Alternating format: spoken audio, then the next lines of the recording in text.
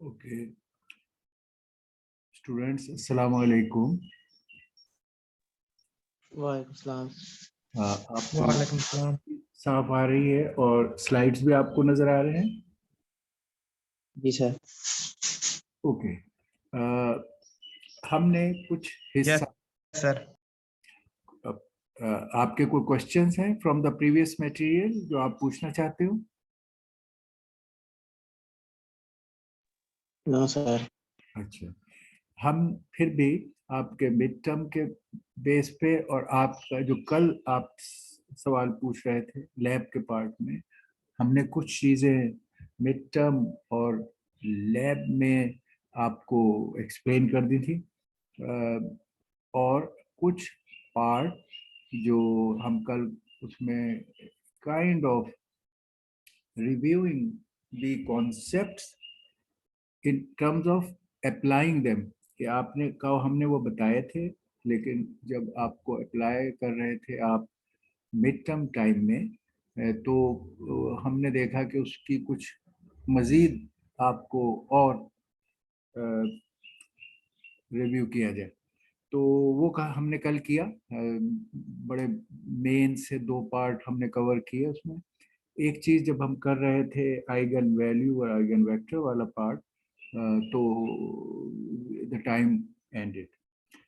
तो हम, और वो क्योंकि वो भी एक मेन इम्पॉर्टेंट चीज़ है लर्निंग के लिए, आइंदा की एप्लीकेशंस के पॉइंट ऑफ व्यू से। और all of you had left that in the mid term, तो हम उसको भी थोड़ा सा और और डिटेल से देखेंगे। और कुछ उसके सराउंडिंग में जो ये को फैक्टर वाले इश्यूज थे जो बार बार मिड टर्म में भी, आपके प्रोजेक्ट्स में भी, और को फैक्टर मैट्रिक्स हर जगह अपेयर होती रहेगी और इम्पोर्टेंट मैट्रिक्स है। इसके रोल डिटर्मिनेंट में भी हैं, इसके रोल मैट्रिक्स इन्वर्शन में भी हैं, and many places you find. तो हम इसको, इसके सिलेक्टिव पोर्शंस को दोबारा इन डेप्थ देख रहे हैं और उसके बाद आगे हम चलेंगे। अच्छा, इसमें ये जो था फ्यू, मतलब हमने इसको देखा हुआ है। अब हम इसको जरा सा दोबारा इंटीग्रेट ओवरव्यू के एंगल से इन बातों को दोबारा देख रहे हैं। एक तो यहाँ कोफैक्टर मैट्रिक्स को एक्सपेंड करके उसकी ऑल काइंड ऑफ वैरायटीज दिखाई गई है, और यहाँ डिटर्मिनेंट के एंगल से दिखाई गई, डिटर्मिनेंट के एंगल से दिखाई गई। और इसमें मेन बात ये कही जा रही है कि अगर यहाँ पे जो टेक अवे पार्ट है वो ये है,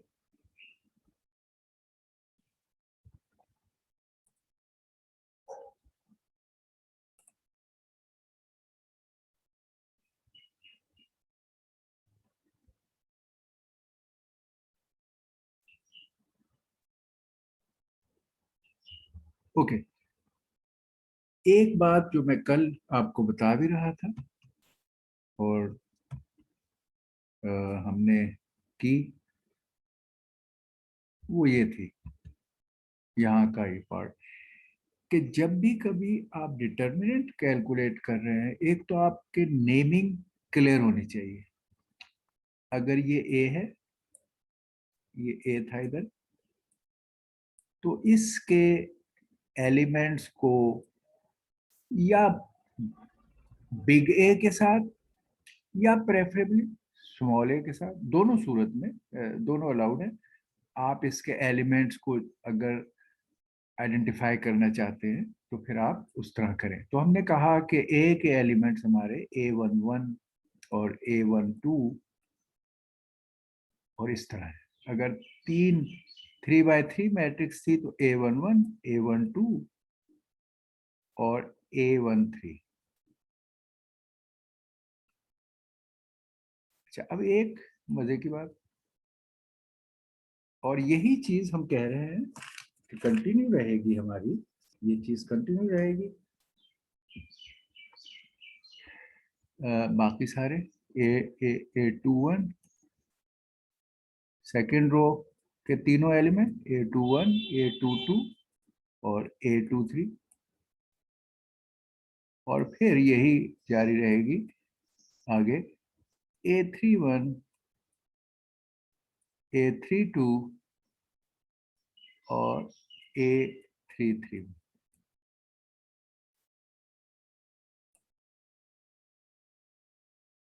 ये 3 लाइन।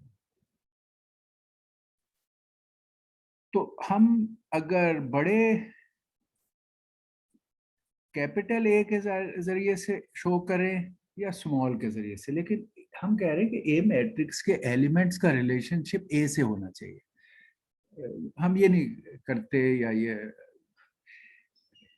जनरली अलाउड इसलिए नहीं है कि then that will create the confusion. और अगर हमारी को फैक्टर मैट्रिक्स सी है तो इसके एलिमेंट्स का इजहार हम वही या स्मॉल या बड़े सी से करें। अच्छा, अब इसमें हमने यहाँ कहा ओके इसको बड़े सी से करते हैं कि ये एक एलिमेंट है और यहाँ उस एलिमेंट के अगेंस्ट एक को फैक्टर की कैलकुलेशन है। अच्छा, अब इसमें देखने की बात क्या है कि ये जो कोफैक्टर मैट्रिक्स है इसमें ये हो रहा है, आपने A11 जो यहाँ था उसको उसके कॉलम और रो को कैंसिल किया। अब जो यहाँ चीज बच गई थी इसका डिटर्मिनेंट निकाला। उस डिटर्मिनेंट का नाम है माइनर। यानी मैं अगर खाली एक एग्जांपल के लिए दिखा रहा हूं आपको कि आपने अगर इस A11 के अगेंस्ट आप कैलकुलेट कर रहे थे तो आपने इस A11 के अगेंस्ट जो चीज बच गई थी ये इसका डिटर्मिनेंट कैलकुलेट किया। ये डिटर्मिनेंट माइनर था, इसको हम कहते हैं माइनर 12 सॉरी माइनर 11 के 11 एलिमेंट की रो और कॉलम को कैंसिल करके जो चीज हमने बनाई, जो रिमेनिंग चीज थी और उसका डिटर्मिनेंट निकाला, ये माइनर 11 है। अब इस माइनर 11 को हम मल्टीप्लाई करेंगे -1 की पावर जो हमारे इस एलिमेंट जिसको हम रिप्लेस कर रहे थे इसके इंडेक्सेस का सम, या ये M11 भी इसी के नाम पे था। बहरहाल जिस एलिमेंट को हम हटा रहे हैं उसके इंडेक्सेस का सम इस -1 के साथ लगेगा और 1 + 1। तो ये माइनर 11 जो कि डिटर्मिनेंट है रिमेनिंग पार्ट का, मल्टीप्लाइड बाय साइन जो -1 का power sum of the indexes of that element है, ये पूरी चीज हमारी C11 है, कोफैक्टर मैट्रिक्स का एलिमेंट जो इस पोजीशन पे लिखा जाएगा जहां से कि मैं जिस एलिमेंट को मैं इस वक्त रिप्लेस करना चाहता हूं बाय ए कोफैक्टर एलिमेंट, जो अंडर कंसिडरेशन एलिमेंट था उसका हमने कोफैक्टर कैलकुलेट किया है, इसी लोकेशन में C11 लिखा जाएगा। अब ये C11 है, ये देखिए ये C11, इस एलिमेंट की जगह ही हमने ये लिखा एलिमेंट ऑफ कोफैक्टर मैट्रिक्स, और उसकी कैलकुलेशन माइनर और -1 साइन के साथ। ये है 1-to-1 कोफैक्टर मैट्रिक्स में रिप्लेसमेंट है। अब अगला A12 था, इसकी रो और कॉलम को कैंसिल किया जाएगा और जो रिमेनिंग चीजें होगी उसका डिटर्मिनेंट निकाला जाएगा विच इज माइनर। फिर इसके ये जो इनका सम -1 to the power 1 + 2 which is a minus, तो वो माइनस वहां डाला जाएगा और फिर जो चीज बनेगी वो इसी A12 की जगह लिखी जाएगी कोफैक्टर मैट्रिक्स में C12।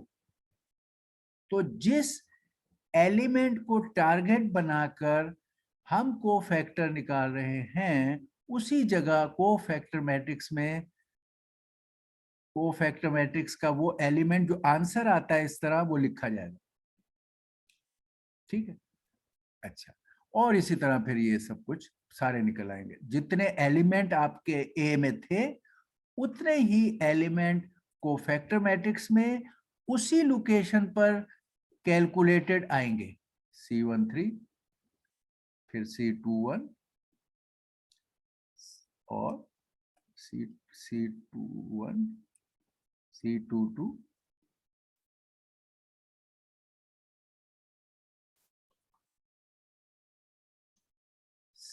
C23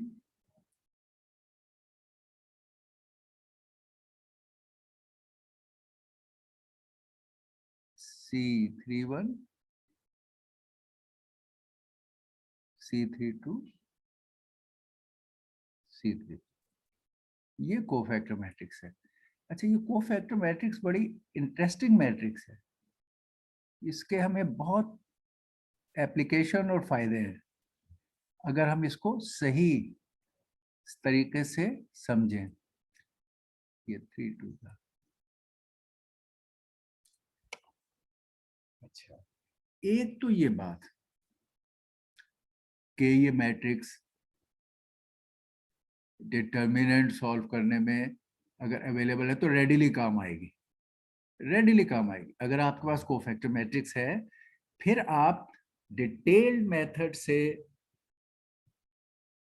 डिटर्मिनेंट सॉल्व करने की जरूरत नहीं है, क्योंकि डिटर्मिनेंट सॉल्व करने में जो कुछ आपको चाहिए था वो इसमें मौजूद है, सिवाय इसके कि you should know which elements you use. अच्छा, डिटर्मिनेंट में हम क्या करते थे, हम ये नंबर लेते थे और इसको रिमेनिंग पार्ट के डिटर्मिनेंट जो कि माइनर और उसके साथ ये साइन, ये करके जो ये कोफैक्टर था, इस कोफैक्टर को, कोफैक्टर असल में यहां है, दिस इज द कोफैक्टर जो वहां लिखा हुआ है। हम डिटर्मिनेंट के वक्त ये एलिमेंट इस कोफैक्टर से मल्टीप्लाई करते हैं तो डिटर्मिनेंट का कैलकुलेशन का एक कैलकुलेशन होती है। अच्छा, अब डिटर्मिनेंट में हम इस नंबर को इस कोफैक्टर जिसको मैं कह रहा हूं इससे मल्टीप्लाई करते हैं, तो हम ये नहीं कह सकते कि ये पार्ट जो कोफैक्टर का कैलकुलेट हुआ है माइनर और उसके साथ साइन, ये हमारा डिटर्मिनेंट है। या हम ये ना सोचे कि यार ये जो चीज हमारे पास C11 मौजूद है, इसके होने के बावजूद हमें ये सारी कैलकुलेशन करनी है, तो इन दो में डिस्टिंग्विश करें। अच्छा, अब डिटर्मिनेंट कैलकुलेट करने में हम क्या करते थे, हम कोई एक रो और कॉलम कॉलम लेते हैं, उसके बारी बारी ये वाले एलिमेंट, हमने फर्स्ट करो ये रो सिलेक्ट की, ये एलिमेंट लिखेंगे, इसके इस कैलकुलेशन से मल्टीप्लाई करेंगे, फिर ये एलिमेंट, वहां पर हम क्या करते थे प्रैक्टिस, ये वाले एलिमेंट को कह देते थे इसका साइन अपोजिट, यानी ये प्लस नॉर्मल के साथ लिखते थे, इसका साइन अपोजिट कर देते थे और फिर नॉर्मल डिटर्मिनेंट लिखते थे। फिर आगे कहते थे इसका साइन दोबारा प्लस, तो प्लस माइनस प्लस हम इनके साथ साइन डाल देते थे और खाली रिमेनिंग पार्ट के डिटर्मिनेंट से मल्टीप्लाई करते थे। दैट साइन जो हम यहाँ ऑटोमेटिक डालते थे वो यहाँ पर ये -1⁻1 है। आप देखिए ये 1 1 है, प्लस साइन है, 1 2 है, माइनस साइन है। ये तो इसमें क्योंकि कोफैक्टर के अंदर वो साइन एब्जॉर्ब्ड है, अब जब आप डिटर्मिनेंट निकालोगे तो आप खाली A11 और उसको C11 से डायरेक्ट मल्टीप्लाई करोगे, और कोई अब साइन वाला इशू इसलिए नहीं होगा कि साइन वाला पार्ट ये -1 के साथ एब्जॉर्ब्ड है। इसी तरह A12 प्लस का ही लिखोगे, यानी प्लस से मुराद है कि जो इसका साइन है अनचेंज रहेगा, और फिर उसको C12 से मल्टीप्लाई करोगे, C12 के अंदर साइन का इशू रिजॉल्व है। इसी तरह A13 और ये इस तरह ये हमने यहाँ दिखाया है कि A11 के साथ अगर C11 से मल्टीप्लाई कर दें और 12 और C12 ये, तो हम डिटर्मिनेंट निकाल सकते हैं A का, अगर हमारे पास कोफैक्टर मैट्रिक्स मौजूद थी। या नहीं थी तो हमने ये कोफैक्टर कैलकुलेट किए हैं और उनसे हमने इसको सॉल्व कर लिया। अब इसमें जैसा आपको मालूम है कि डिटर्मिनेंट में हमारा रूल है, हम कहते हैं यार डिटर्मिनेंट तुम किसी भी एक रो या कॉलम को यूज करके ये वाला काम करोगे तो डिटर्मिनेंट सॉल्व हो जाएगा। यानी हम कहते हैं कि अगर आपने ये रो ली है तो इसके जो सारे वो बनेंगे कोफैक्टर्स उनसे मल्टीप्लाई करोगे। अगर आप कहते हो मैंने ये रो नहीं ली, मैंने सेकंड रो ली है, या मैं रो नहीं ले रहा, मैं कॉलम लेता हूं। आमतौर पर इधर भी थोड़ा सा आपके पास अगर चॉइस है तो डिस्क्रिशन में आप क्लेवर सिलेक्शन करते हो। क्लेवर सिलेक्शन क्या करते हो, आप देखते हो कि ऑटोमेटिकली जो भी रो या कॉलम आप सिलेक्ट करो उसमें अगर ज्यादा वो सिलेक्ट करो जिसमें ज्यादा से ज्यादा जीरो हो। 2 जीरो हो फर्ज करो, 1 जीरो भी हो, तो ऐसी रो या कॉलम जिसके अंदर जीरोस की तादाद ज्यादा हो वो अट्रैक्टिव है, क्योंकि फिर उसकी कैलकुलेशन आपको नहीं करनी पड़ेगी। तो सिलेक्शन हमारा उस पर बेस करता है। लेकिन determinant can be solve by doing this activity with any row और एनी कॉलम। इसलिए अब आप कोई भी रो या कॉलम सिलेक्ट करें, उसको उसके कोफैक्टर्स से मल्टीप्लाई करें और ऐड करें तो आपका डिटरमिनेंट सॉल्व हो सकता है। ये हमने ये मिसाल बताई थी कि अगर आपने यहां आपने फर्स्ट रो ली थी, रो 1, लेट्स से R1, R1 को लेके ए के R1 को लेके आपने डिटरमिनेंट कैलकुलेट किया है। ये यहां आपने ए के A11, A21, A31 कॉलम है, ये यहां आपने ए के कॉलम 1, लेट्स से C1 कह देते, कॉलम 1, ए के कॉलम 1 से को लिया और सॉल्व किया। अब आप क्या देखेंगे, कॉलम 1 में एलिमेंट्स ये थे, ये हमारा कॉलम है, इसमें एलिमेंट्स है A11, A21, A31। तो जो एलिमेंट की है वही कोफैक्टर मैट्रिक्स से एलिमेंट आएगा। ये देखिए, अगर ये A11 था तो C11, A21 है तो C21, A31 है तो C31, क्योंकि हमने यहाँ कोफैक्टर मैट्रिक्स में वो चीज जब उसको कैंसिल किया था और माइनर जो निकला था उससे कैलकुलेट किया हुआ है, इसलिए there is 1-to-1 correspondence for finding the determinant. यानी अगर आपका कोफैक्टर मैट्रिक्स भी है और ये मैट्रिक्स भी है तो आप आंखें बंद करके कोई रो या कॉलम इधर का सिलेक्ट करें और जो भी उसके इंडेक्सेस हो वही इंडेक्सेस वाले सीज को से आप मल्टीप्लाई करें। अब यहाँ ये C1 है, यहाँ क्या है, यहाँ क्या इस्तेमाल किया उसने डिटर्मिनेंट निकालने के लिए, कैन समबॉडी टेल मी कि इधर उसने क्या चीज इस्तेमाल की डिटर्मिनेंट निकालने के लिए। यहाँ उसने 2-1, 2-2, 2-3, तो ये है रो 2, ये रो 2 को यूज करके डिटरमिनेंट कैलकुलेट किया। जैसे हमने कहा है कि आप डिटरमिनेंट किसी रो या किसी कॉलम, ओनली वन रो या वन कॉलम एनी आप चूज करके डिटरमिनेंट सॉल्व कर सकते हैं। तो यहाँ वो सारी पॉसिबल कॉम्बिनेशन, अगेन अगर आपने सेकंड रो ली थी और A21, A22 और A23 यहाँ है तो फिर C21, C22 और C23 है। अच्छा, अब आप देखो, अगरचे आपके पास अगर कोएफिशिएंट मैट्रिक्स पूरी भी है, किसी और रीजन से आपने बनाई थी, तो आपको ये नहीं है कि डिटर्मिनेंट सॉल्व करने में पूरी को फैक्टर मैट्रिक्स इस्तेमाल होना पड़ेगी, नहीं, ओनली उसका भी कोई एक रो या कॉलम कॉरस्पॉन्डिंग टू रो और कॉलम जो इधर आप सिलेक्ट करते हैं वो सिर्फ इस्तेमाल होगा। लेकिन it can be any selection in A and corresponding selection in C। सबसे आपका डिटरमिनेंट वही निकलेगा, एक ही डिटरमिनेंट का आंसर आता है, हमें पता ही है ये बात। तो इस तरह यहाँ रो 2, यहाँ रो 3 के हिसाब से डिटरमिनेंट निकला है, और यहाँ कॉलम 1 और ये कॉलम 2 और ये कॉलम 3 के साथ। तो ये है relationship between this and this. और इस बात को हमने ये कहा है कि ये डिटरमिनेंट निकालने के लिए कोफैक्टर एक्सप्रेशन, अगर आप जेथ कॉलम इस्तेमाल करते हैं ए का या ith रो इस्तेमाल करते हैं ए की, तो जो मैंने यहां पर ये बात कही है और की है वो इस तरह लिखी हुई है। जेथ कॉलम का मतलब है कि देखिए जेथ कॉलम है, ये आपका फिक्स है, उस कॉलम में आपका ये चेंज होता रहेगा, कॉलम में 1 2 और ये n, जेथ कॉलम है, जे इज फिक्स, तो एक फिक्स कॉलम है, और उसमें एक ये 1 2 3 कॉलम में पहला इंडेक्स चेंज होता है, ये होंगे, और फिर जैसे मैंने बताया जो ए के होंगे वही आपके सी के होंगे। तो ये ऊपर जो हमने काम किया उसी को यहाँ जनरलाइज शक्ल में लिखा। दूसरा ये वाला जो हमने पहले किया था कि अगर आप रो सिलेक्ट करते हो ith रो, तो रो नंबर यहाँ फिक्स हो गया, कोई रो आपने ली, 1 ली, 2 ली, 3 ली, विच एवर, रो में आपका ये जो है ये 1 और ये 2 और ये 3 ये वाला चेंज होगा, तो ये रो के होंगे, और फिर कॉरस्पॉन्डिंग चीज सी की आएगी। तो यही बात जो यहाँ हमने स्पेसिफिक एग्जाम्पल में दिखाई है उसी को आई और जे की शक्ल में जनरलाइज लिखी है।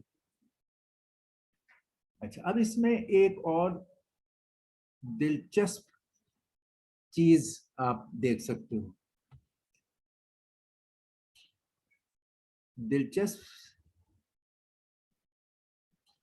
चीज, चलो दिलचस्प चीज ये है कि जैसे कि आपको ये तो अच्छी तरह हम करा चुके हैं, इसको खाली यहाँ रिलेट करने में हम मेंशन कर रहे हैं कि एक हमारा मेन पर्पस को फैक्टर मैट्रिक्स निकालने का ये होता था कि हम ए का इनवर्स निकाल सकें।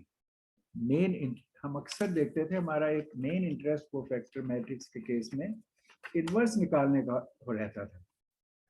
तो हम कह रहे हैं कि अब हम कोफैक्टर मैट्रिक्स इनवर्स में इस्तेमाल कर सकते हैं, यस, मेन काम वो है, और वो हमें मालूम है कि इनवर्स निकालने में ये यहाँ इनवर्स निकालना है, ये इनवर्स निकाल रहे हैं, इनवर्स निकालने में 1 over determinant of A, determinant of A, अगर आपने इस सवाल में cofactor matrix in any case निकालनी है, क्यों निकालनी है कि एडजॉइंट जो होता है वो कोफैक्टर मैट्रिक्स का ट्रांसपोज होता है, ठीक है, एडजॉइंट कोफैक्टर मैट्रिक्स का ट्रांसपोज होता है। जैसे इस सवाल में हमारा ये ए था, इस ए के लिए हमने ये कोफैक्टर मैट्रिक्स निकली, ये C11 C12 जो भी मैंने बताया ये निकली। इस मैट्रिक्स को हमने जब ट्रांसपोज किया तो ये एडजॉइंट बन गई, ये कोफैक्टर मैट्रिक्स को ट्रांसपोज करें तो एडजॉइंट बन जाता है। अच्छा, अब हमें क्योंकि ए इनवर्स निकालने के लिए एडजॉइंट तो मालूम करना ही था, एडजॉइंट के लिए हमने कोफैक्टर मैट्रिक्स मालूम की हुई है, ये काम हम कर चुके हैं। अगर हम ये काम कोफैक्टर मैट्रिक्स का कर चुके हैं तो अब हमें जो यहाँ डिटर्मिनेंट ऑफ ए चाहिए, इसको हमें इवन अगर अलाउड होता, हमने तो एग्जाम में आपको पाबंद किया था, आपको सहूलत के लिए गाइड किया था, मगर अगर हम ना गाइड करते आपको, still it will be very unwise कि आप अब भी determinant of A basic calculation से निकालो, यानी आपके सामने एक हल पड़ा हुआ है और आपको नहीं, मैंने तो फिर दोबारा वो मेहनत करनी। डिटर्मिनेंट ऑफ ए के लिए आप कोई भी रो, फर्ज करो आप कहते हो मैं इस रो के तहत डिटर्मिनेंट निकालूंगा, तो आप ये एलिमेंट सी के इस्तेमाल करो, इन्हें आपस में मल्टीप्लाई ऐड करो। अगर आप कहते हो मैंने ये कोई भी, जैसे मैंने बताया रो कॉलम आप करो, तो आप अब यहां पर इनको डायरेक्टली मल्टीप्लाई करो, दैट्स इट, ऐड करो मल्टीप्लाई करो। अब आप दोबारा इसका पूरा डिटर्मिनेंट लिखना और कैलकुलेट करना करो, it's a waste of time, minimum is waste of time, and उसके बाद you can create some error.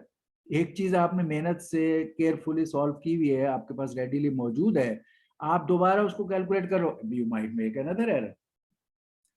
तो आप डिटर्मिनेंट अब कोफैक्टर मैट्रिक्स की मदद से हल करो यहाँ, और एडजॉइंट वहां से लो, और फिर इनको आपस में करके ए इनवर्स निकाल लो। कोफैक्टर मैट्रिक्स का एक और इस्तेमाल आ गया। अच्छा, एक अब इंटरेस्टिंग चीज देखते हैं। ये वो हम बेसिक डेफिनेशन से ही ले रहे हैं, ये इंटरेस्टिंग चीज, और इसका हमें फायदा आगे भी मिलेगा। अच्छा, वो क्या कि हमने अभी डिफाइन किया कि ए इनवर्स जो होता है वो one by determinant of A into adjoint of A होता है। ये हमारी ए इनवर्स की डेफिनेशन है।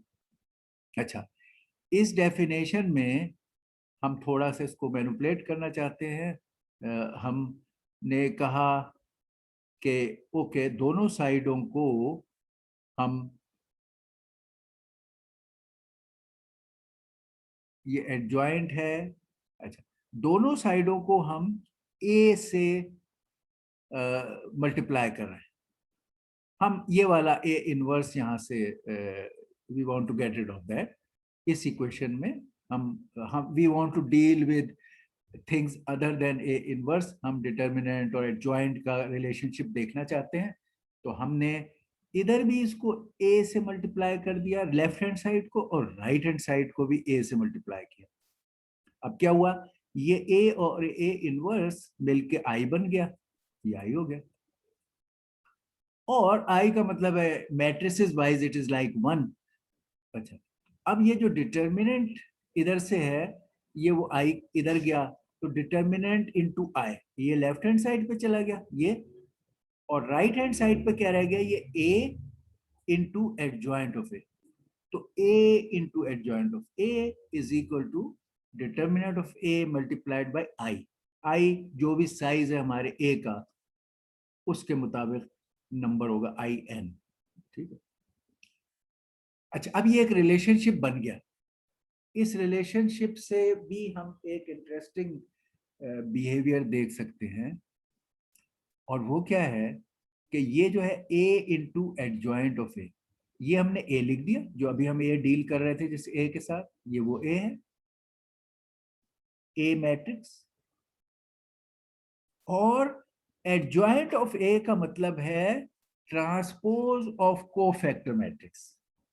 ट्रांसपोज का मतलब क्या है, ये C11 पहले इधर था, C11, C12, C13 एटसेट्रा। अब ये C11 जो रो में था, अब वो कॉलम में चला गया, C11, C12, C1, और इसी तरह C2 इस सेकेंड रो, थर्ड रो, वो जेथ रो और nth रो। अब आपकी रोज यहाँ कॉलम में। अच्छा, जिसका मतलब है कि अगर हम इस मैट्रिक्स को ए को और ये एडजॉइंट ए को, ये एडजॉइंट ए, इन दो को अगर हम मल्टीप्लाई करें, तो एक्चुअली हम क्या कर रहे होंगे, अगर हम इनको मल्टीप्लाई करें ए और एडजॉइंट ए, तो हम क्या कर रहे होंगे कि जब मल्टीप्लाई होता है तो क्या होता है, इधर की रो और इसका एक इधर का कॉलम। तो अगर वो हम रो लें और इस कॉलम से मल्टीप्लाई करें, तो हम देखा है हमने कि अगर रो और कॉलम कॉरस्पॉन्ड कर रहे हैं, तो हमारा हम डिटर्मिनेंट सॉल्व कर लेते हैं। हमारा डिटर्मिनेंट सॉल्व करने का तरीका यही है कि जो रो के इंडेक्सेस हैं, उसी इंडेक्स के अगर कोफैक्टर्स इस्तेमाल हो जो यहाँ कॉलम में है, तो हमें डिटर्मिनेंट पता चल जाता है। लेकिन एक और इंटरेस्टिंग बात कि अगर हम इस रो को दूसरे कोफैक्टर्स से मल्टीप्लाई करें, ये दूसरे कॉलम से मल्टीप्लाई करें, तो आप एक्चुअल भी डिटर्मिनेंट में निकाल के देखो, और आपको इसमें भी मिलेगा कि फिर आपका ये जो आप मल्टीप्लाई ऐड करते हो इन एलिमेंट्स को इन कोफैक्टर से, फिर आपका आंसर 0 आएगा। तो खाली पीछे जो हम देख रहे थे कि जब कॉरस्पॉन्डिंग रो और कोफैक्टर की मल्टीप्लिकेशन हो, तो तब तो आपका आंसर हमेशा ये हमने देखा। इसमें जब कॉरस्पॉन्डिंग एलिमेंट्स है तो हमेशा डिटर्मिनेंट निकला, ख्वाह वो कॉरस्पॉन्डिंग किसी भी रो या कॉलम के हो, डिटर्मिनेंट निकलता है ए का।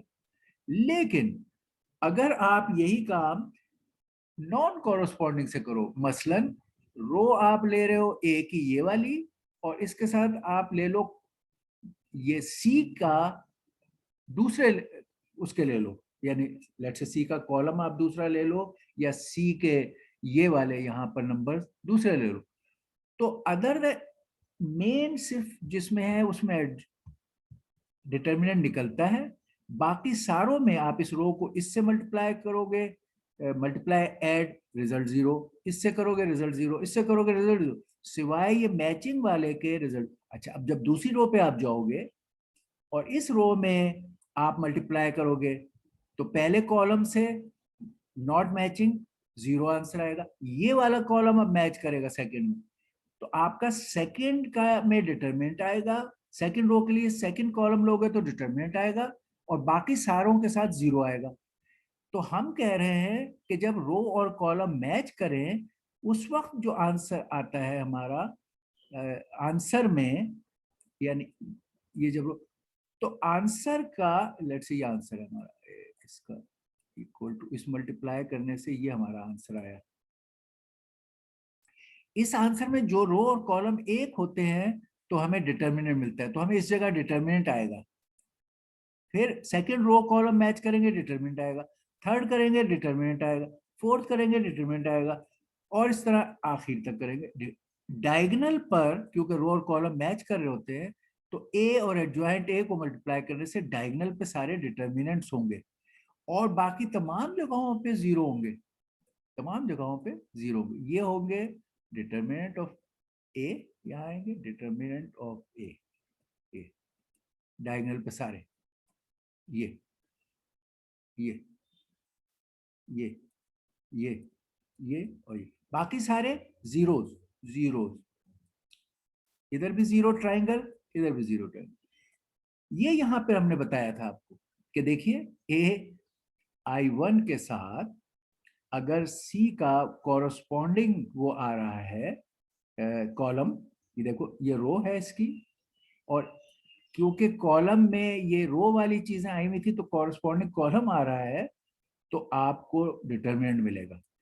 और अगर कॉरस्पॉन्डिंग नहीं आ रहा है, यानी कि if I and J are not equal, ये वाला ये यहाँ तो इक्वल है और यहाँ इक्वल अगर नहीं है तो आपको जीरो मिलेगा और आपका आंसर ये होगा।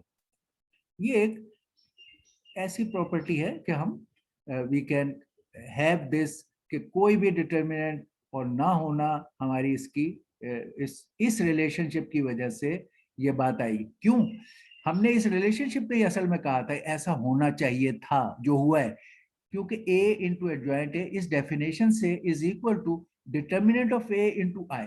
आई क्या होता है कि डायगोनल पे वन है, अगर डायगोनल्स पे वन है और उसको हम एक कांस्टेंट नंबर डिटर्मिनेंट ए से मल्टीप्लाई करें तो डायगोनल पर सारे डिटर्मिनेंट ऑफ ए आएंगे, बाकी सारे जीरो। इस प्रॉपर्टी की वजह से ऐसा होना चाहिए और ऐसा है, ये इस का प्रूफ और कैलकुलेशन है।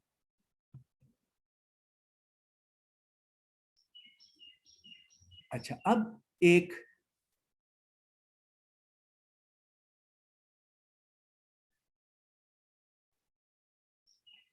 हाँ, ये प्रॉपर्टी अभी हम आइगन वेक्टर और आइगन वैल्यू में भी इस्तेमाल करेंगे और ये एक इंपॉर्टेंट प्रॉपर्टी है, अभी हमने डायग्राम में देखा कि अगर ए एक ऐसा मैट्रिक्स है कि इसमें या अपर साइड पे या लोअर साइड पे, दोनों के लिए ट्रू है, यहाँ पे अपर का दिखा रहे हैं। अगर ये ट्राइंगुलर मैट्रिक्स है या आप इसको ट्राइंगुलर बना लेते हो, या ट्राइंगुलर में अगर ये अपर ट्राइंगुलर है, लोअर ट्राइंगुलर है या डायगोनल है, तो ऐसे मैट्रिक्स का determinant without calculation is straight forward कि आप डायगोनल के एलिमेंट्स को मल्टीप्लाई करो, डायगोनल के एलिमेंट्स को मल्टीप्लाई, ये इसका सिंपल मामला है कि ऐसे मैट्रिक्स का डिटरमिनेंट कैलकुलेट करना आसान है ये और इजी और स्ट्रेट, बस डायगोनल्स को मल्टीप्लाई करें इसका डिटरमिनेंट निकल आएगा।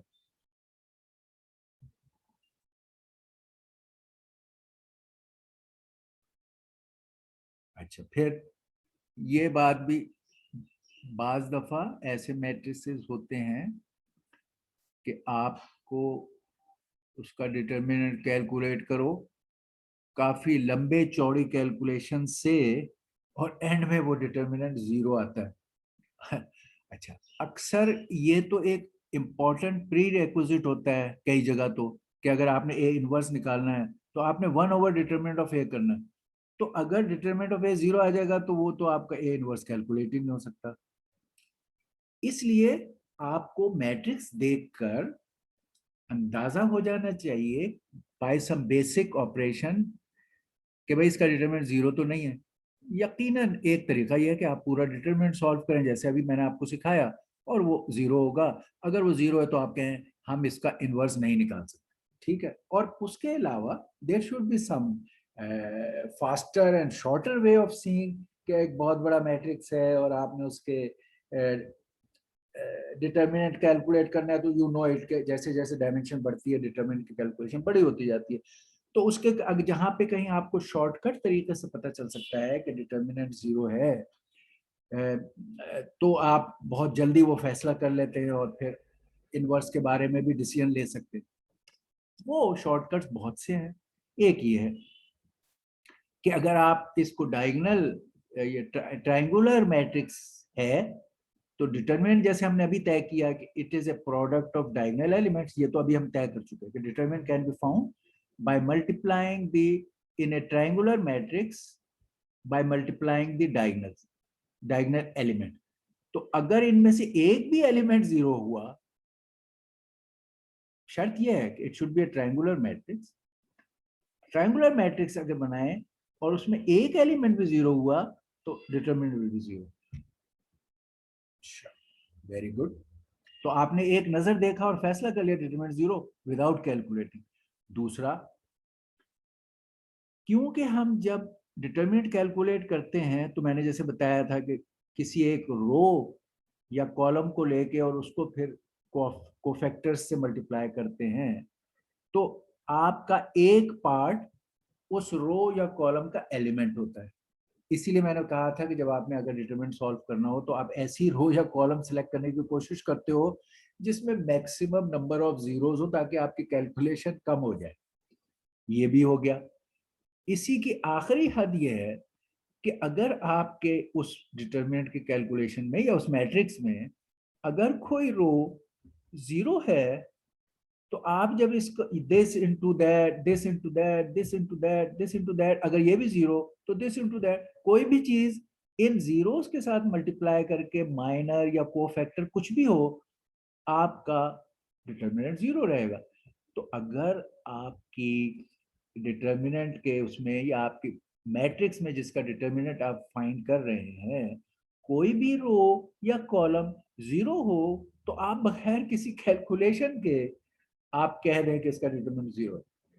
Time save, decision taken, A inverse can not be calculated. अब इसकी एक और वेरिएशन, वो ये वेरिएशन है कि वो वेरिएशन भी मैं इधर ही यहीं पे बता देता हूँ।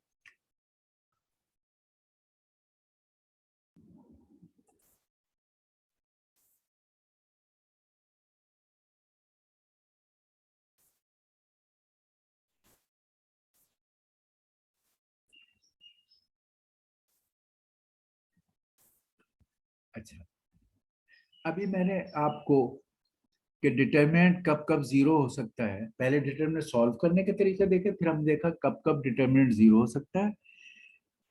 उसमें एक शॉर्टकट ये था कि डायगोनल ट्रायंगुलर मैट्रिक्स हो और उसके डायगोनल में कोई एलिमेंट 0 हो तो डिटरमिनेंट 0 होगा। अगर आपके इस मैट्रिक्स में कोई एक रो या कॉलम 0 हो तो उसका डिटरमिनेंट 0 होगा। एक और इंटरेस्टिंग चीज कि अगर आपकी मैट्रिक्स या ये जो डिटरमिनेंट का एक्सप्रेशन है इसमें कोई एक रो या कॉलम दूसरे रो या कॉलम का सपोज मल्टीपल है, या ऐसा है, अगर आप यू कैन सी कि अगर आप, हमें ये तो पता है कि हमें अलाउड है कि किसी रो या कॉलम को एक नंबर से मल्टीप्लाई करें और दूसरे में ऐड करें, तो वो चीज वही रहती है, वही मैट्रिक्स या वही डिटरमिनेंट रहता है। तो अगर कोई रो कॉलम का रिलेशनशिप ये हो कि अगर उसमें उसको मल्टीप्लाई कर दूसरे में ऐड करें और वो जीरो हो जाए, ऑल जीरो, तो अगेन ये वही बात है कि भाई कोई एक रो कॉलम जीरो हो गया, फिर डिटरमिनेंट जीरो होगा। तो आप शायद उस लेवल तक तो सारे देखना मुश्किल है कि आप उनको देखो हर रो कॉलम को कि किससे मल्टीप्लाई करके क्या ऐड करें तो क्या हो जाए। हालांकि वो भी आप एक एलिमेंट का रफली देख सकते हो और फिर आगे उनको कंपेयर कर सकते हो, मगर एक आसान तरीका है, अगर कोई भी रो या कॉलम दूसरे का मल्टीपल हो, ये तो देखना आसान है कि एक रो दूसरे का डबल या हाफ है, या एक कॉलम दूसरे का डबल या हाफ हो, ये आप ऑब्वियस देख सकते हो। अगर ऐसा है, इसका मतलब है कि ये वही सिचुएशन है कि इसमें वो दूसरी रो जीरो की जा सकती है, और जैसी जीरो होगी वो आप क्या होगे, डिटर्मिनेंट नहीं हो सकता। तो कोई मल्टीपल रो या कॉलम हो, डायगोनल ऑफ ट्रायंगुलर पे जीरो हो, या कोई रो या कॉलम जीरो, तो हम कहेंगे determinant will be zero just by looking at it without calculating, क्योंकि sometimes you have very big matrices और उसके डिटरमिनेंट कैलकुलेट करना बहुत मुश्किल और लंबा काम होता है। Don't waste your time if you know the obvious property. ये हो गया।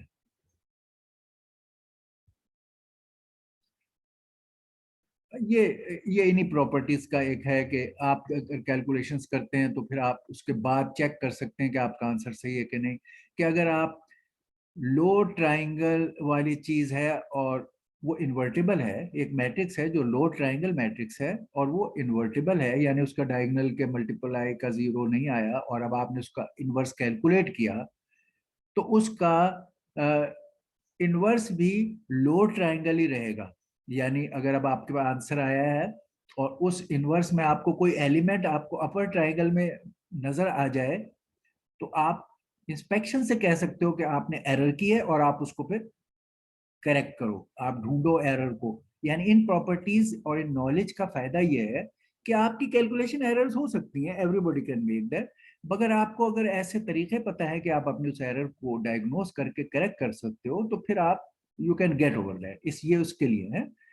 इसी तरह अगर अपर ट्रायंगुलर मैट्रिक्स है और वो इन्वर्टेबल है और आप उसका इन्वर्शन निकालो, तो इन्वर्टेड मैट्रिक्स का भी अपर ट्रायंगल होगा। और अगर आपको कोई लोअर में एलिमेंट नजर आ जाए तो आपको ये गलत है। ये हम कर चुके हैं, क्रेमर रूल को हमने सिंपल आप कर चुके हो, आपने अंडरस्टैंडिंग भी शो की है और कोई इसमें इशू नहीं है। अगर है तो आप पूछ सकते हो, बट आई थिंक इसमें आपको आपने असाइनमेंट्स वगैरह में और मुख्तलिफ टाइमों में दिखाया कि it's very easy and simple. कि आप वो जो राइट हैंड साइड का बी है, इसमें हमने यही किया था, राइट हैंड साइड का बी जो होता है वो इस ए में आप बारी बारी, ये जो ए है उसमें उस बी को आपने पहले इस कॉलम में लिखा, फिर आपने उसको इस कॉलम में लिखा, फिर आपने उसको इस कॉलम में लिखा, और अब हम डिटर्मिनेंट के एक्सपर्ट हो गए हैं, हमने बड़े मेथड्स और शॉर्टकट्स और सारे सीख लिए डिटर्मिनेंट निकालने के। तो अब हमें, अगर हम डिटर्मिनेंट के निकालने में माहिर हैं, तो फिर ये मेथड बड़ा अच्छा है। यानी फिर इसमें क्या है, इसमें सिर्फ डिटर्मिनेंट्स ही चाहिए, इसमें वो एडजॉइंट और वो जो ऐसे ए इनवर्स के दूसरे मेथड में चाहिए था कि आपको डिटर्मिनेंट के अलावा एडजॉइंट, को फैक्टर मैट्रिक्स, एडजॉइंट या रो ऑपरेशंस और वो सब चाहिए थे। इस केस में आप खाली डिटर्मिनेंट्स के जरिए से कि determinant of A one by A, determinant of A two by A, A three by A से तीनों अननोन्स फाइंड कर सकते हैं।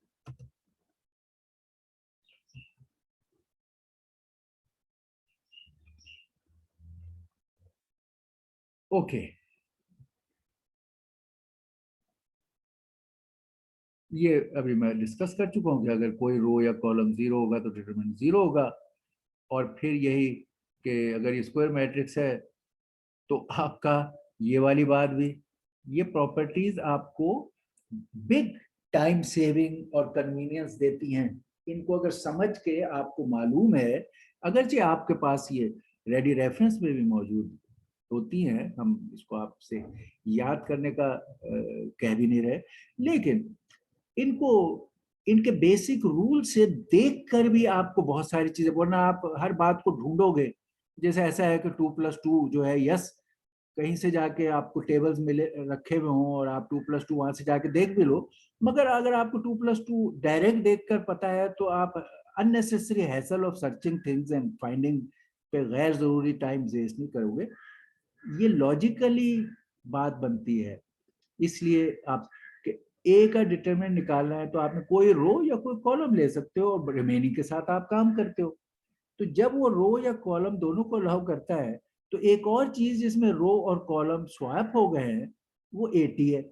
तो एटी का भी डिटरमिनेंट निकालना पड़े और ए का डिटरमिनेंट आप निकाल चुके हो तो don't repeat your big effort के अब आप एक और फर्स्ट करो ये कोई 4x4 का 4x4 का वो था मैट्रिक्स। ठीक है, आपने पहले जिस डिटरमिनेंट निकाला और आपने कहीं उसको इस्तेमाल किया, अब आपको आगे जाके एटी कहीं आपका जनरेट हुआ था किसी एक्सप्रेशन में, कैलकुलेशन में। जैसे हमने एग्जाम में भी आपको ऊपर की कैलकुलेटेड चीजों को आप रेडीली जहां यूज कर सकते हो वो यूज करो। एग्जाम में भी कहा हर जगह आपको ये करना है, असाइनमेंट भी करना है। तो अब आप फिर एटी का डिटर्मिनेंट अगर बेसिक रूल से कैलकुलेट करोगे तो you it will be equally difficult. यानी एटी का डिटर्मिनेंट सॉल्व करना उतना ही मुश्किल है जितना ए का है। तो आप वो एफर्ट और 4x4 की बहुत ट्रिमेंडस है वो रिपीट कर रहे होगे। लेकिन अगर आपको ये प्रॉपर्टी पता है और ऊपर आप ये किसी और कॉन्टेक्स्ट में ए इनवर्स मालूम करने में कैलकुलेट कर चुके थे तो अब आप ये रेडीली इस्तेमाल कर सकते हो। तो ये प्रॉपर्टीज का ये फायदा है जो हम चाहते हैं कि आप इनको बेनिफिट करो अपने टाइम सेविंग में भी। और प्रॉब्लम और रिक्वायरमेंट है अगर तो फिर तो हर सूरत करना है आपने। ये मैं कल आपको डिटेल से कर चुका कि किस तरह एलिमेंट्री रो ऑपरेशंस किसी डिटर्मिनेंट के कैलकुलेशन में कहाँ कहाँ सेम है और कहाँ कहाँ मुख्तलिफ है compare to elementary row operations जो हम लीनियर इक्वेशंस को सॉल्व करने में इस्तेमाल करते हैं। ये मैंने कल डिटेल से आपको लैब में बता दिया, आप इनको गौर करो। कई जगह सिमिलरिटी है, कई जगह डिफरेंस है। बेस्ट तरीका उसका यही है कि आप वहां सोचो कि ये इक्वेशंस हैं और जो काम हो रहा है वो इक्वेशन के दोनों तरफ हो रहा है। और ये जो है इट्स लाइक एक्सप्रेशन, और एक्सप्रेशन में दोनों तरफ काम नहीं हो रहा तो आपको उसकी बुक कीपिंग करना पड़ रही है। जिसकी बेस्ट मिसाल ये है कि वहां अगर इक्वेशन में आप के कॉमन निकालते हो राइट और लेफ्ट दोनों में से तो आप उस के को थ्रो अवे कर देते हो, यू डोंट मेंशन दैट। लेकिन जैसे आप यहाँ देख रहे हो कि अगर इसमें this is like an expression, इसमें अगर आप के कॉमन निकालते हो किसी रो से तो थ्रो अवे नहीं होता, वो इस डिटरमिनेंट के बाहर लिखा जाता है। इसी तरह स्वैप करने में माइनस वाली बात और रो ऑपरेशंस तो है वो बिल्कुल सिमिलर है। रो ऑपरेशंस आर एब्सोल्युटली सिमिलर। ये हो गए इसको, इसका ये तीनों का है के कॉमन निकालना, स्वैप करने से इनवर्स हो जाना, स्वैप करने से इनवर्स हो जाना, के का कॉमन निकलना। और अगर एक एक रो को के से मल्टीप्लाई करके और उसे दूसरी रो में ऐड किया है तो उस चीज में डिटर्मिनेंट अनचेंज रहता है। रो को किसी नंबर से मल्टीप्लाई करके दूसरी रो में ऐड किया तो आपका डिटर्मिनेंट अनचेंज रहा, ये वो हो गया। अगर रोज को स्वैप किया तो ये माइनस हो गया। अगर आपने किसी रो में से के कॉमन निकाला तो के टाइम्स डिटर्मिनेंट ऑफ ए रहा और ये हो गया। यानी के कॉमन निकालने के बाद आपने उसकी बुक कीपिंग की, जैसे एक्सप्रेशन से के कॉमन निकाल, ये उसकी एग्जांपल। ये वो था कि जो आप जब आप अगर एलिमेंट्री आई पे एलिमेंट्री ऑपरेशंस करके कैलकुलेट कर रहे हो तो उसमें यह है कि आई के केस में क्यों करते हैं हम वो तरीका, या कर सकते हैं, या उसका फायदा है कि जब भी कभी आई वाले डिटर्मिनेंट्स हैं तो उनके आंसर रेडिली अवेलेबल है। अभी हमने देखा कि अगर डायगोनल पर चीजें हैं तो हमें डिटर्मिनेंट सॉल्व करने का सिंपली है कि जी डायगोनल मल्टीप्लाई करो। तो अगर आपने कोई रो को 3 टाइम्स किया था तो आपका बस आपने कहा डिटर्मिनेंट इज, इनकी मल्टीप्लिकेशन से आपको पता चल गया। आई के केस में ये पता चल गया। और इसी तरह और सारे केसेस के आपने अगर एक्सचेंज किया तो 1 की जगह -1 हो गया। अगर आपने मल्टीप्लाई ऐड किया इसके केस में तो अनचेंज रहा, इसलिए देखिए ये अजीब एक बिल्कुल मुख्तलिफ सी मैट्रिक्स नजर आ रही, मगर हमें पता है कि ओरिजिनल जो थी वो 1 1 थी और ये उससे अनचेंज रहती है, इसलिए ये 1 होगा, इस वजह से ये 1।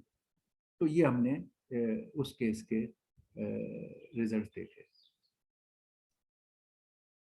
ये वो वाली बात थी जो मैं आपको कर चुका हूँ कि अगर कोई रो दूसरे का प्रोपोर्शनल है तो इसका मतलब है डिटरमिनेंट क्यों जीरो होगा। देखिए ये दो रो, ये एग्जाम्पल, ये दो रोज थी, आपने देखा, ये और इंस्पेक्शन से देख लिया आपने कि ये 1 3 2 है, ये इसके डबल है 2 6 6, ये इसका डबल है, इसका मतलब है नेचुरली इसको 2 से मल्टीप्लाई करके इसमें ऐड करेंगे तो ये जीरो हो जाएगी, डबल है का मतलब ऑटोमेटिकली।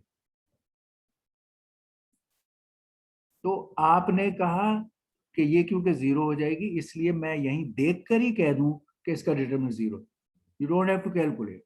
इसी तरह और एग्जांपल यहां पर भी दिए।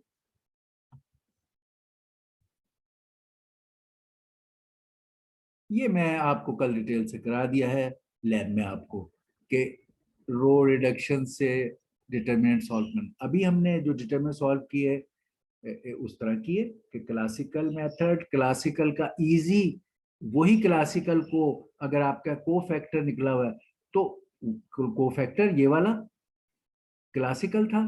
लेकिन यही काम हमें अब जब रो ऑपरेशंस पता चल गए हैं, ये ऑपरेशंस करके हम अगर डिटरमिनेंट को आखिर में डायगोनल, असल में हमें पता ये प्रॉपर्टी क्योंकि पता थी कि कोई भी डिटरमिनेंट किसी चीज का निकालना हो और अगर आप उसकी एक ट्राइंगल को लोअर या अपर को जीरो कर दो तो फिर उसका डिटरमिनेंट इज वेरी सिंपल के डायगोनल्स को मल्टीप्लाई करना।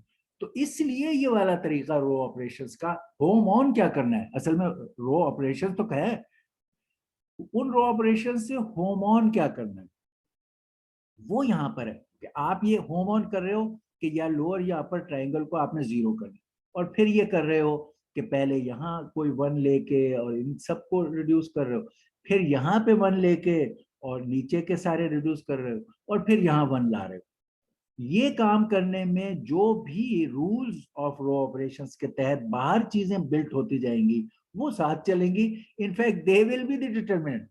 ये तो 1 ही हो जाएगा आखिर में, वो जो डिटरमिनेंट आपने कैलकुलेट करना था, वो जो ऑपरेशंस करते हुए चीजें बाहर निकल रही है सारी वो मिला के डिटरमिनेंट आपका निकल आया। ये है रो ऑपरेशन से डिटरमिनेंट का एक तरीका जो हमने आपको एग्जाम में भी दिया और आपको अल्टरनेट सीखा। आपने देखा है कि लीनियर इक्वेशंस को सॉल्व करने के there are so many method जो हमने सीखे, Gaussian, Gaussian Jordan, A and I के रो ऑपरेशंस, ए इनवर्स का विद एडजॉइंट, तो हमने बहुत सारे तरीकों से सीखे, ठीक है। और इसी तरह डिटर्मिनेंट का भी एक क्लासिकल, उसका नियरेस्ट कोफैक्टर, फिर उसका प्रॉपर्टीज बेस्ड डायगोनल के और इस तरह के, और फिर रो ऑपरेशंस अप्लाई करके और डिटरमिनेंट को फाइंड करना जो हमने यहाँ किया। So there are so many method, you should know कौन सा मेथड, उसका क्या नाम है और उसका क्या तरीका है। ये नहीं हो सकता कि हम आपसे कहें कि इसका डिटरमिनेंट रो ऑपरेशन से मालूम करो, आप क्लासिकल मेथड से कर दो। तो they are two different things. So you have to be able to understand the language of mathematics and algebra. And you should be able to read in these slides, in the book and in the exam कि ये sentence कह क्या रहा है, ठीक है।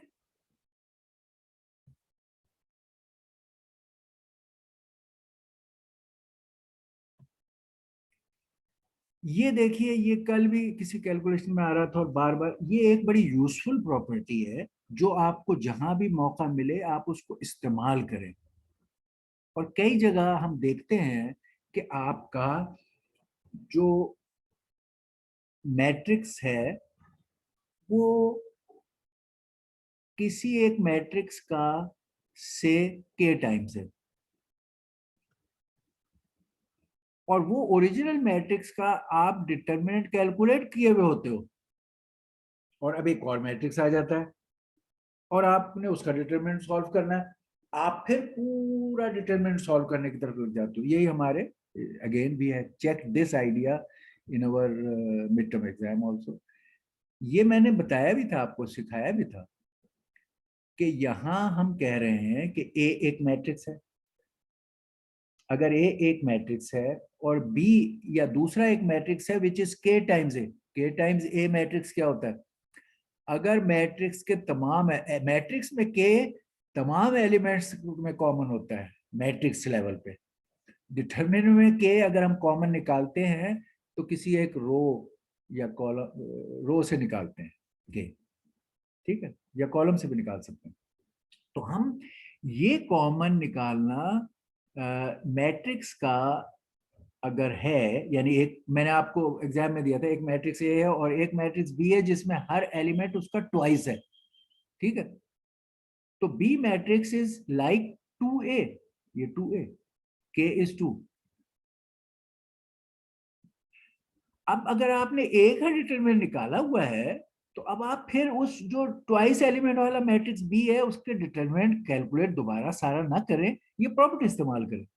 आपको पता है कि अगर determinant of k into A is same as determinant of A को k की पावर n से मल्टीप्लाई करें।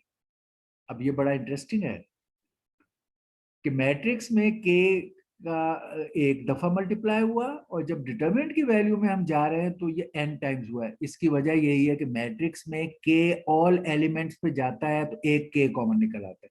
डिटरमिनेंट में क्या होता है, हर रो के अगेंस्ट एक k बाहर निकलता है। तो अगर उसकी n रोज है तो n दफा k बाहर निकलेगा। यहां मैट्रिक्स में k एक दफा सारे एलिमेंट्स के लिए था, लेकिन डिटरमिनेंट वाले केस में जब आप कैलकुलेशन कर रहे होगे तो हर रो का एक के बाहर आएगा, तो इसलिए यहाँ k रेस्ट पर n और फिर डिटरमिनेंट की वैल्यू से मल्टीप्लाई होगा। अब अगर आप ये बात समझ सकते हो तो आपको जब एक मैट्रिक्स दी है जो आपको या कहा है, हमने तो कह भी दिया था एग्जाम में कि ट्वाइस है, नहीं भी कहा, जैसे कल आप कोई आइगन वैल्यू कैलकुलेट कर रहे थे तो आप देख लो कि क्या वो ट्वाइस है या थ्राइस है। अगर ये रिलेशनशिप है और डिटरमिनेंट निकालने की जरूरत पड़े तो आप स्ट्रेट विदाउट कैलकुलेटिंग आप उसके पहले डिटरमिनेंट से खाली ये मल्टीप्लाई करो और आंसर आ जाएगा। ये वाली बातें जब हम आपको एज ए प्रॉपर्टी दिखाते हैं और समझाते हैं, इसका मतलब ये नहीं है कि कोई रट्टा मार के और कोई आपको हम कहेंगे कि चले जी बताएं कौन सा इस्तेमाल होना है, आपने रटा हुआ है कि नहीं, याद से बताएं, नहीं, ये सब सामने है। इंपॉर्टेंट चीज क्या है, इनका पर्पस, इनको कोरिलेट करना, इनको राइट टाइम पे इससे बेनिफिट करना, this is what you are learning as a algebraic expert और मैथमेटिशियन और एप्लीकेटिव साइंटिस्ट ऑफ एल्जेब्रा। ठीक है ना, जैसे मैंने आपको बार बार बता दिया था शुरू में भी, बेतहाशा जगहों पे लीनियर अलजेब्रा इस्तेमाल होता है। सबसे ज्यादा आजकल हमें फैसिनेटिंग सबको ये लगता है कि बहुत ज्यादा लीनियर अलजेब्रा मशीन लर्निंग और डीप लर्निंग में इस्तेमाल होता है आजकल। तो it has research as interesting mathematical part, ठीक है, तो हमें वहां इस्तेमाल करते हैं, ये सारी चीजें इस्तेमाल होंगी वहां, एक्सप्रेशन, उनके सिंप्लीफिकेशन, उनकी प्रॉपर्टीज, तो वी शुड नो दैट। ये फिर हमने ये आपको बताया था कि ये प्रॉपर्टीज में ये नहीं है कि determinant of A plus B, जैसे बहुत सारी चीजों हमने कहा मैट्रिक्स में ए प्लस बी में है matrix A plus matrix B is matrix A plus B, वहां पर ऐसा है, लेकिन डिटर्मिनेंट में ये नहीं है। ये नहीं होगा हमेशा कि एक ए मैट्रिक्स है और एक बी मैट्रिक्स है। अब देखें, कई चीजें अलाउड है और कई चीजें नॉट अलाउड है, इनके प्रूफ भी हैं, इनको एग्जाम्पल से भी आप चेक कराते हैं हम आपसे, तो उनके बेस पर आपने उस प्रॉपर्टी को इस्तेमाल करना है। ये नहीं है कि कोई सारी जगह एक ही से रूल है। तो आपसे अगर मैं कहूँ एक ए मैट्रिक्स और एक बी मैट्रिक्स और मैं आपसे कहूँ find the determinant of A plus B, तो आप कहो जी मुझे ए और बी का डिटरमिनेंट मालूम था, मैंने उसे ऐड किया तो डिटरमिनेंट ऑफ नो। जिस तरह मल्टीप्लिकेशन में मैट्रिसेस में ये है कि a into B is not same as b into A, जो कि इंटीजर्स में है, ठीक है, और डिटरमिनेंट में भी है। कि determinant of A into B is equal to determinant of B into A, ठीक है। लेकिन determinant of A plus B is not equal to determinant of A plus determinant of B, ये यानी जनरली ये ट्रू नहीं है। और ये भी मैंने आपको प्रोजेक्ट में भी और शायद एग्जाम में भी दी, जनरली ट्रू नहीं है, ठीक। अच्छा, ये मैट्रिसेस में ये ट्रू नहीं है। डिटरमिनेंट में मल्टीप्लिकेशन का ट्रू है, determinant of a into b is equal to determinant of a into determinant of b, but determinant a plus b is not always equal to a plus b, determinant of a। हाँ, special case में है, generally नहीं है। खास case में ये true हो सकता है कि determinant of a plus b is equal to में, आप अगर उसको आइडेंटिफाई करते हैं और वो आपको दिया जाता है या बताया जाता है, आप उसको जरूर उससे फायदा उठाएं। और वो क्या है, वो ये है कि देखिए ये तो हमने वो दिखा दी, अब ये एग्जाम्पल से दिखाया है और प्रूफ से भी दिखाई जाती हैं चीजें, कभी एल्जेब्रिक प्रूफ से बताते हैं, कभी आपको एग्जाम्पल से बताते हैं, कभी आपको उसको लॉजिकल बिहेवियर से बताते हैं। यहाँ ये बता दिया कि determinant of A plus B is not always equal to determinant A and determinant B. और अगर आप यहाँ ये कैलकुलेशंस करें कि ये ए है इसका डिटरमिनेंट निकालें, ये बी है इसका डिटरमिनेंट निकालें, ये ए प्लस बी है, मैट्रिसेस के एडिशन से ये बना है, 1 + 3 = 4, 2 + 1 = 3, मैट्रिसेस के एडिशन तो अलाउड है। तो ये ए प्लस बी मैट्रिक्स है, इसका डिटरमिनेंट निकालें, आप देखेंगे कि इसका determinant is not equal to sum of these determinants, तो आपको ये पता चल जाएगा कि ये दिस इज नॉट ट्रू, और ये आपके जहन में एस्टेब्लिश भी हो जाएगा।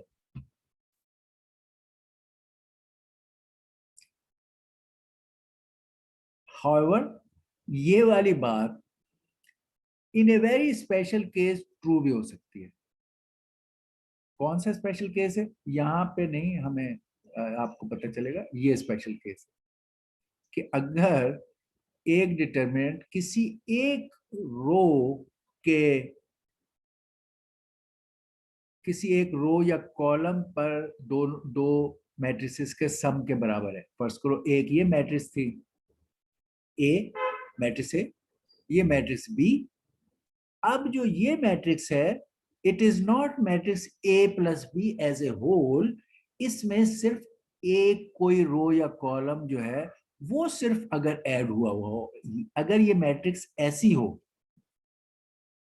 अगर ये मैट्रिक्स इस तरह है, ये मैट्रिक्स कि इसमें सिर्फ कोई एक रो, जैसे ये को रो को ऐड करके ये बनी, अब आप कह सकते हैं कि अब ओरिजिनल मैट्रिसेस ए और बी के डिटरमिनेंट का सम इसके डिटरमिनेंट के बराबर होगा।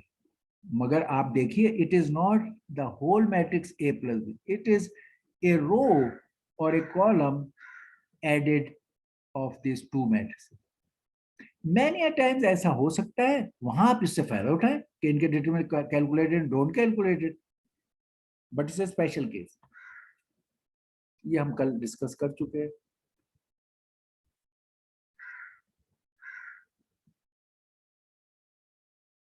अच्छा, ये हो गया।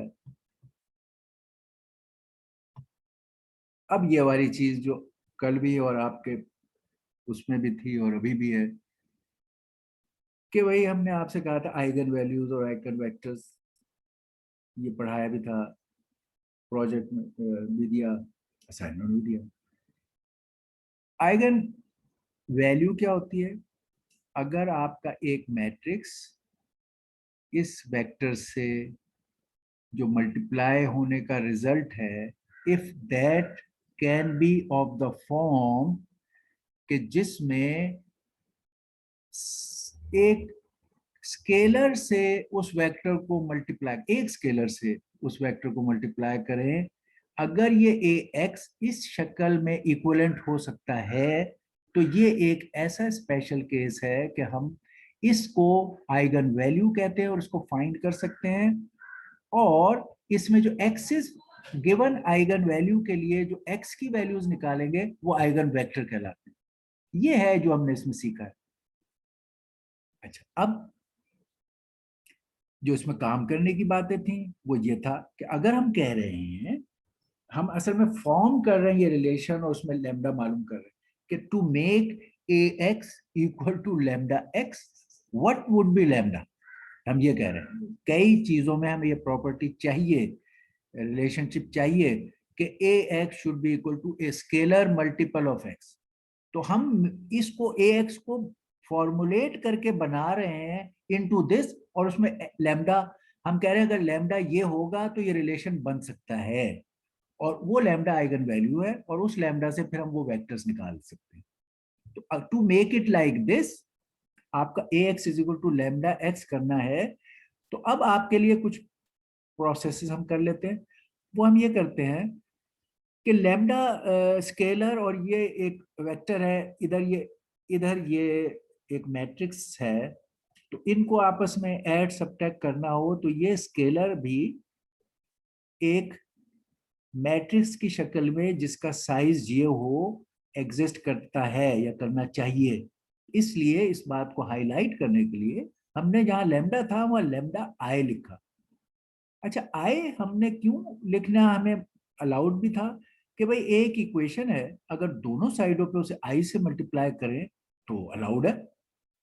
इधर आई से मल्टीप्लाई करेंगे तो आई इंटू ए, ये 3/3 का आई होगा, और ये 3/3 का ए, ये दोनों मल्टीप्लाई होते हैं तो आंसर ए ही रहेगा। तो इधर आई से मल्टीप्लाई करने से ए एज इट इज रहेगा, इधर आई से मल्टीप्लाई करने से ये लैम्डा आई बन जाएगा। एक्चुअली इसमें भी क्या होगा कि यही लैम्डा इस मैट्रिक्स की शक्ल इख्तियार कर लेगा डायगोनल पर, ये 1 1 1 होगा। ये हम चाहते हैं कि दोनों तरफ इनको जब हम इन टर्म्स को आपस में मिला के मैनिपुलेट करेंगे तो ये दोनों हमें मैट्रिसेस की शक्ल में नजर आए, एक साइज की मैट्रिसेस। तो हमने वैलिड रूल के तहत ये काम कर लिया। फिर हमने कहा लैम्डा आई माइनस ये वाली टर्म माइनस ये टर्म ये लिखा। फिर हमने कहा ओके लैम्डा आई माइनस ए, और ये एक्स बाहर निकाला इक्वल टू 0। फिर हमने कहा कि यार ये जो एक्सप्रेशन है इसमें ये वाला पार्ट जो है इसका डिटर्मिनेंट अगर हम सॉल्व करें तो वो कैरेक्टरिस्टिक इक्वेशन कहलाती है, और वहां से हम लैम्डा फाइंड कर सकते हैं। और लैम्डा फाइंड हो गया तो हर लैम्डा के लिए हम एक्स फाइंड कर लेंगे। तो स्कीम क्या हुई, get the characteristic equation, put its determinant to 0, find lambda, और use that lambda to find eigen vectors. ये हमारे स्टेप्स हैं इसमें। तो ये अब हमने ये किए थे, ये था, ये हो गया, ये हमने ये जो मैंने अभी बताया ये वो बातें लिखी हैं। ये वो है कि अल्टीमेटली हमने कहा कि characteristic equation is determinant of lambda I minus A is equal to 0। इसको सॉल्व करो तो लैम्डा की वैल्यू फाइंड हो जाएगी। तो अब हमें कोई सवाल दे दिया जाए जैसे ये दे दिया गया था और हमें इसे सॉल्व करना हो तो क्या है, ये देखिए A X is equal to lambda X, ये है, ये एक लीनियर सिस्टम है जिसमें ए एक्स को हमने इक्वल टू लैम्डा एक्स लिखा है, और अब हम इस लैम्डा को फाइंड करेंगे। ये देखिए A X is equal to as a lambda X express किया है उसे, और अब हमने लैम्डा फाइंड करना है। A X equal lambda, characteristic equation को 0 रख के करना है। What is characteristic equation, lambda I minus A. What is lambda I, simply अगर ये 3/3 की थी तो आई आप अगर डायगनली 1 1 1 का लेंगे और उसको लैम्डा से मल्टीप्लाई करेंगे तो एक ऐसी मैट्रिक्स आएगी जिसके डायगनल्स पे लैम्डा है, 3/3 की मैट्रिक्स जिसके डायगनल पे लैम्डा, ये लैम्डा आई हो गया। माइनस ए, ये यहां से जो ए निकला हुआ है 1 3 4 2, ये 1 3 4 2, ये माइनस करना है। इसे माइनस करेंगे तो ये लैम्डा -1 लैम, और यहाँ 0 -3, यहाँ 0 -4, या लैम्डा -2, ये बन जाएगा। ये इसका डिटर्मिनेंट इक्वल टू 0 रख के लैम्डा फाइंड हो सकता है। ठीक, यहां पर ये स्ट्रेट फॉरवर्ड है, this into this minus this into this is equal to 0। आपने जब कहा ये this into this minus this into this is equal to 0, आपको ये मल्टीप्लाई और ये माइनस करके जो फाइनल एक्सप्रेशन मिला वो एक क्वाड्रेटिक एक्सप्रेशन मिला। ये lambda 2 minus 3 lambda plus 10 quadratic expression equal to 0 है, और इस इक्वेशन को आपको सॉल्व करना है। आप कॉलेज अलजेब्रा से हमने सीखा है कि कई तरीके हैं। एक तरीका, एक स्टेट इक्वेशन है क्वाड्रेटिक इक्वेशन को सॉल्व करने की, माइनस बी, अगर हम यहाँ कहें यहाँ ए बी और सी है तो एक ब्लाइंड तरीका है, minus B plus minus under under root B square minus 4ac divided by 2a। ये इससे आपको दो रूट्स पता चल जाता है किसी भी क्वाड्रेटिक इक्वेशन के। कई दफा मामला जहां जितना आसान यहाँ है इतना नहीं होता, तो हम क्वाड्रेटिक इक्वेशन पर ही जाते हैं, स्पेशली जब कॉम्प्लेक्स रूट्स होंगे तो फिर तो हर सूरत उसी पे जाना होगा। या हमारे यहाँ फैक्टर्स आसानी से ना बन रहे होंगे तो फिर भी हमें वो काम करना होगा, मगर वो जरा लंबा काम है। हमें एक टेक्निक इसमें है जो मोस्ट ऑफ द टाइम आपकी वर्क कर जाएगी, अगर वो आपको फौरी वो काम कर जाती है तो आपका काम क्वाड्रेटिक इक्वेशन को सॉल्व करने का आसान हो जाता है, and that is by factorisation. Factorisation का तरीका क्या है कि आप यहां पर जो आपने इसको इस शक्ल में लिखा स्क्वायर, सिंगल एंड कांस्टेंट, ये आपने एक्सप्रेशन को क्वाड्रेटिक के इस शक्ल में लिखा। फिर आपने कहा मैं इस कांस्टेंट के ऐसे दो पार्ट्स बनाऊंगा। पार्ट्स बनाने का मतलब है कि वो ऐसे नंबर हैं जिनको मल्टीप्लाई करने से ये आएगा, लेकिन अगर मैं उन्हीं नंबरों को ऐड करूंगा तो आंसर ये आएगा।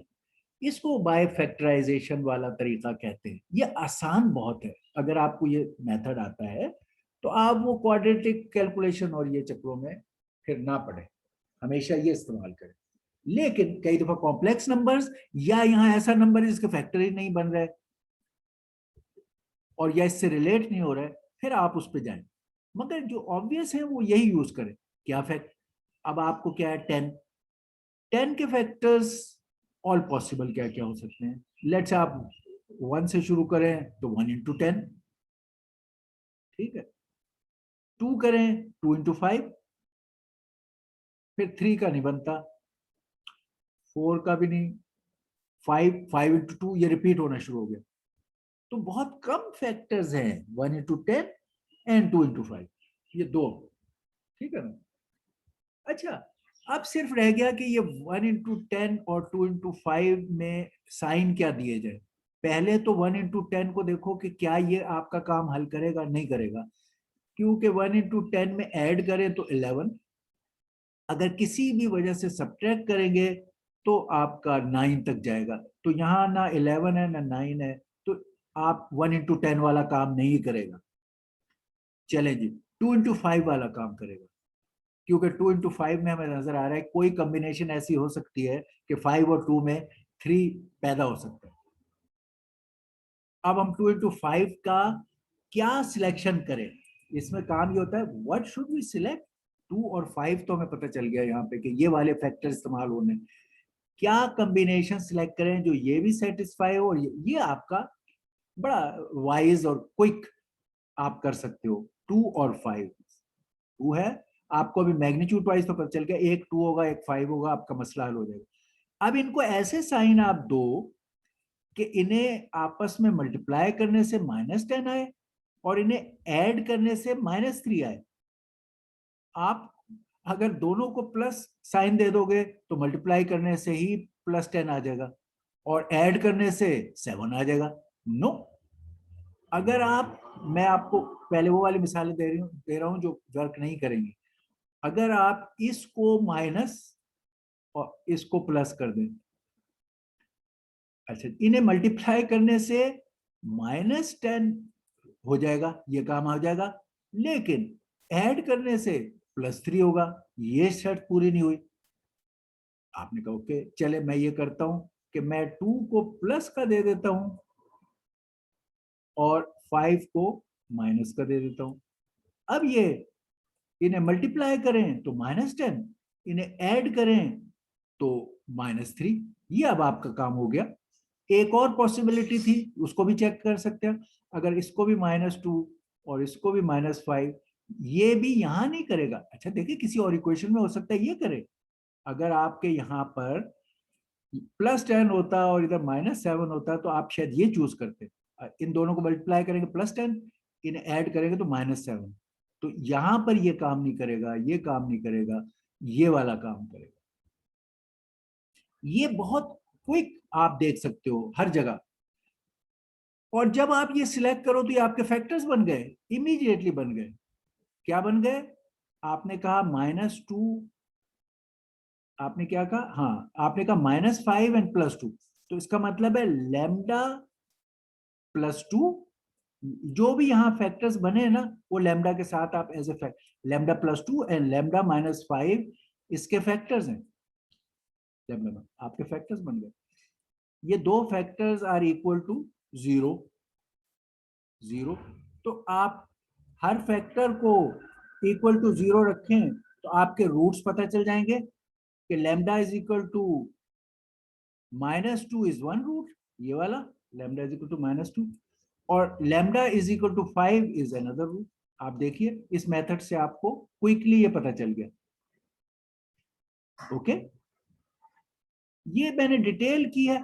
मे बी लास्ट टाइम मैंने इस डिटेल को किया था, बट इतना ज्यादा वो नहीं किया था, क्योंकि ये सोचते हुए कि आपने क्वाड्रेटिक इक्वेशन को इस तरह से सॉल्व करना कॉलेज अलजेब्रा में बहुत दफा किया है, या रिवाइज करो और वो करो। अब अगर हमें ये लैम्डा की जो वैल्यूज मिली हैं, जो कि रूट्स हैं, दीज आर अगर आइगन वैल्यूज, हमने इसका पहला पार्ट आइगन वैल्यूज का सॉल्व कर लिया। अब हम इससे कह रहे हैं कि हम इसके आइगन वेक्टर मालूम करेंगे। ओके, क्या करेंगे? पहले ये वाला lambda I minus A x, ये जो था हमारा मैट्रिक्स ओरिजिनल, जहां से हम काम करना शुरू हुए थे, इक्वल टू 0। अब हमने वो लिखा lambda I minus A matrix into X vector is equal to 0। ये X vector x1 x2 equal to 0 B, right hand side. ये अब मैट्रिक्स है लैम्डा आई माइनस, हमने अभी कैरेक्टरिस्टिक के लिए इसके डिटर्मिनेंट को 0 किया था और लैम्डा निकाल लिया। अब हम दोबारा मैट्रिक्स लिख रहे हैं ये वाली, और इसमें लैम्डा की वैल्यू अगर हम डालें जो कैलकुलेट हुई है, पहले एक वैल्यू डालें लैम्डा इज इक्वल टू -2, वो यहां डाल दें और सॉल्व करें वेक्टर को। तो -2 करेंगे तो ये -2 -1, ये -3 हो जाएगा। ये -2 करेंगे तो -2 -2 -4 हो जाएगा। तो आपका क्या होगा? ये बन जाएगा -3, ये पहले से -3 है, ये -4 है, और यहाँ -2 डाला तो ये बन जाएगा A for lambda equal to -2। पहला आइगन वैल्यू के लिए आपका ये मैट्रिक्स ये बन जाएगा, और ये x1 x2 और ये इक्वल टू 0 0। अब इनको अगर आप इक्वेशन की शक्ल में लिखकर x1 और x2 को फाइंड करें तो ये इसका आइगन वेक्टर है। Finding this x1 x2 for this lambda value.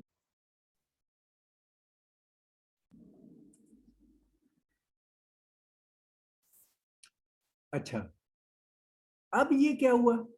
यहां आप लिखोगे इसकी इक्वेशन क्या बनेगी, इसको इससे मल्टीप्लाई करें।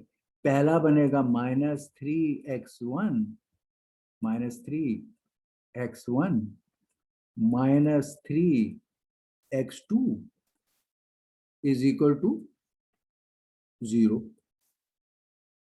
ठीक, दूसरी क्या बनेगी?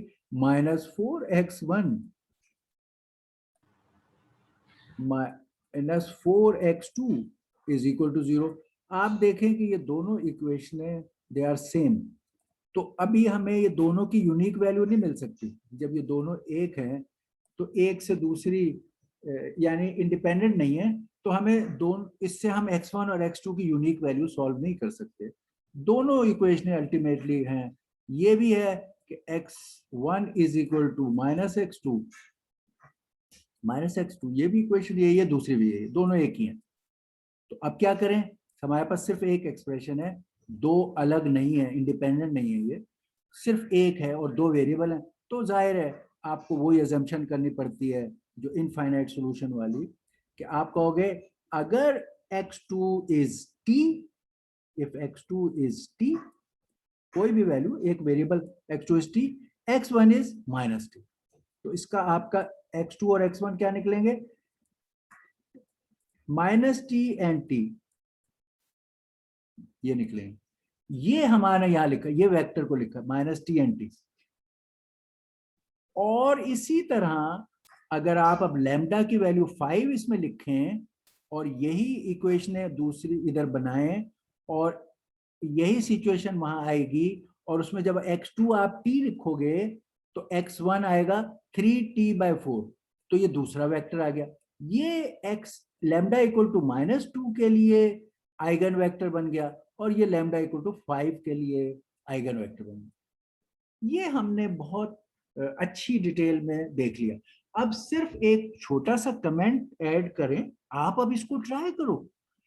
यानी हमने ये बिल्कुल डिटेल प्रोसेस, बैकग्राउंड, क्वाड्रेटिक, अब सिर्फ माइनर चीज ऐड करने की थी, जो दूसरा सवाल हमने आपको दिखाया था। ये फिर वो 2 का है, एग्जैक्टली वही है। इसको आप प्रैक्टिस के लिए यूज करो 2 के लिए।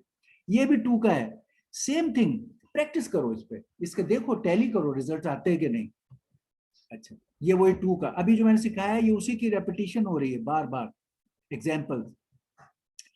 सिर्फ फर्क थोड़ा सा पड़ेगा कि अगर ये a 3/3 का है, अभी एग्जाम्पल 2/2 की, अगर ये a 3/3 का होगा और आप characteristic equation lambda i minus a का डिटर्मिनेंट इक्वल टू 0 रखोगे और सॉल्व करोगे, तो नेचुरली ये 3/3 का है, और लैम्डा i भी में भी लैम्डा डायगोनल पर 3 जगह होगा, और जब इसको सॉल्व करोगे तो अल्टीमेटली क्यूबिक इक्वेशन आएगी जो इसमें आई है।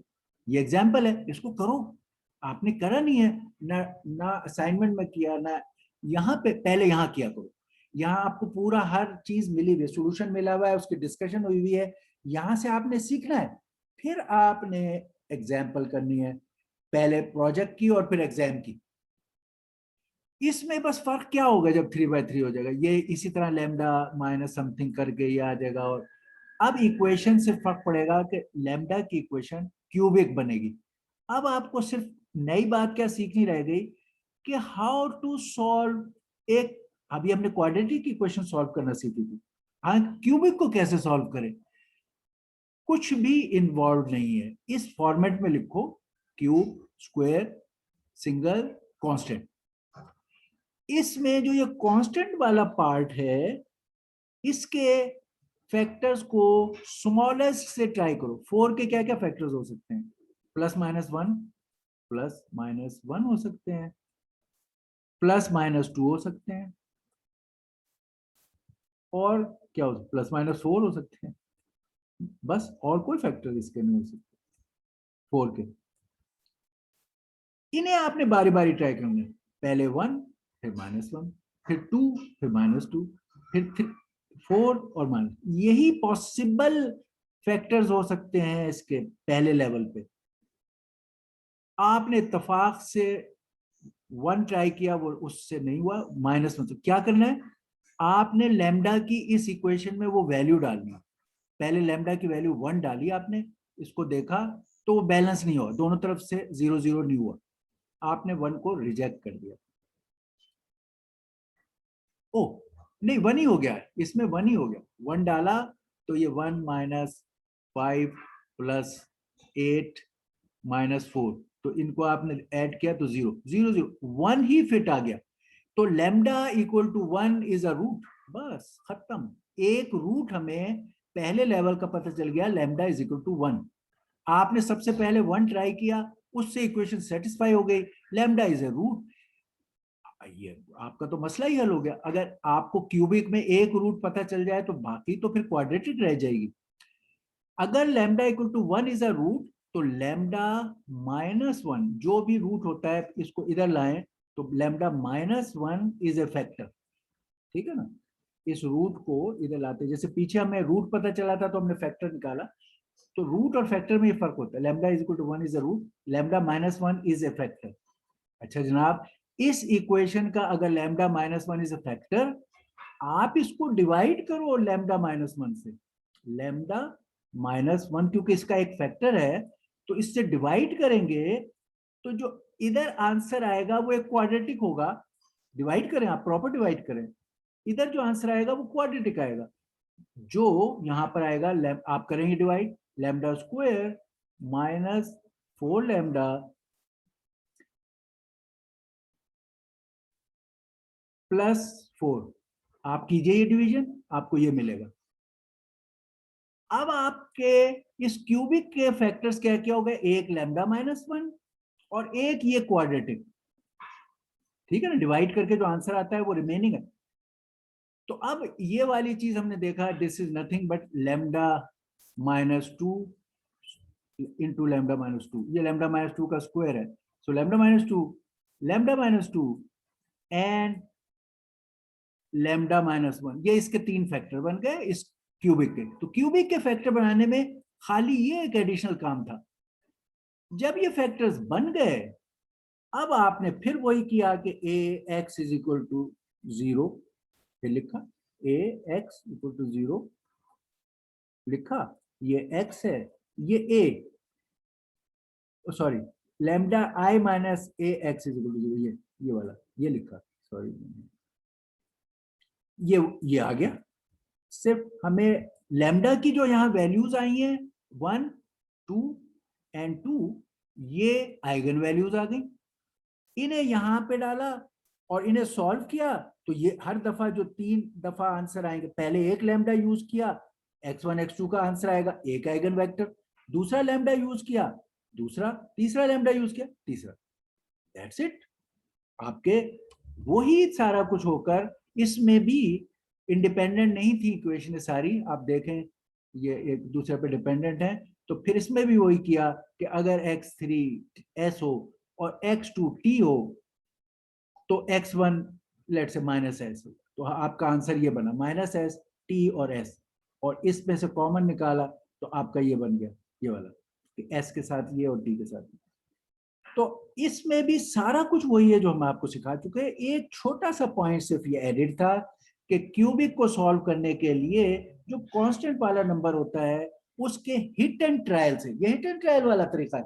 दूसरा तरीका थोड़ा सा मुश्किल है, ये तो बहुत आसान है कि आप पहले एक ट्राई करें, दूसरा करें, जिससे भी ये क्वेश्चन सेटिस्फाई हो जाए वो एक रूट है और उससे एक फैक्टर निकालो। फिर आपके पास सिर्फ ये क्वाड्रेटिक रह जाएगी सॉल्व करना, जो आप पहले से जानते हैं। तो तीनों वैल्यूज निकल आई, आइगन वैल्यूज निकल आई, उन्हें यूज करके आइगन वेक्टर निकाल। तो हमें ये काम बहुत ही आसान है, आप इनकी प्रैक्टिस करो, असाइनमेंट के लिए भी करो, क्लास के लिए भी करो। Okay, alright, any questions we can, alright, so we अल्लाह हाफिज, we end it here. Okay, sir. Okay, अल्लाह हाफिज, Allah Hafiz, sir. Thank you so much. Welcome.